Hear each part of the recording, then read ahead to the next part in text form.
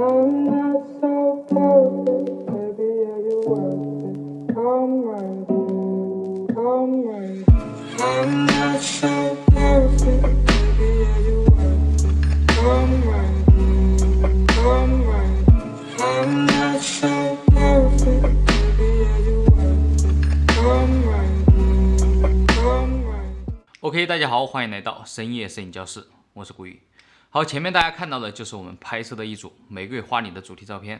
今天就把拍摄的整个过程给大家进行一个分享，包括道具的制作、场景的布置，还有灯光的设置啊，希望对大家有所帮助。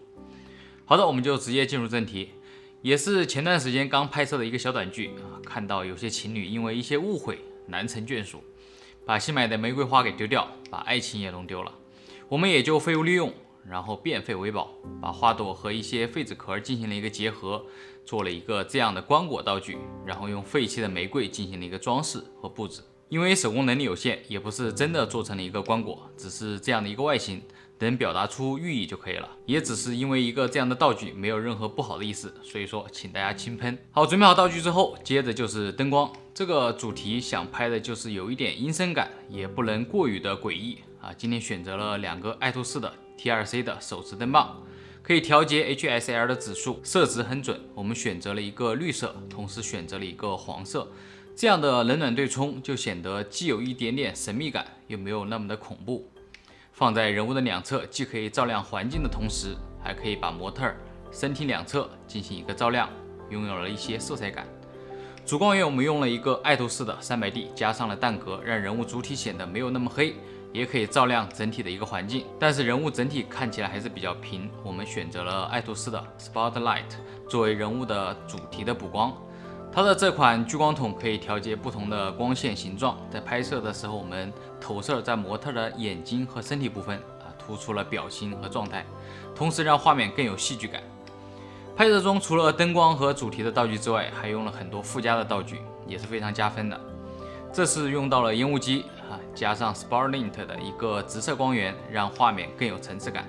同时还使用了黑纱作为道具，也可以更显得凸显神秘感。为了拍摄高级尾，我们选择了便携的手扶梯，也是我们非常常用的一个拍摄道具。俯拍的角度可以让模特更加的自然和放松一点。好了，今天我们所有的拍摄，最终看一下成片效果如何。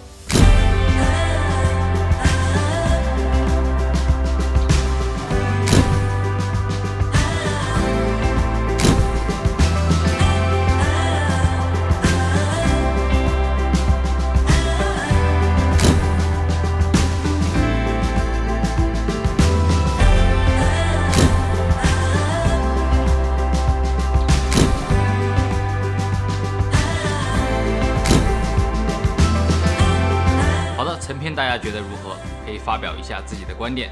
如果有更好的布光方法以及道具的使用，可以在弹幕和留言区告诉我，我们可以进行互相的学习。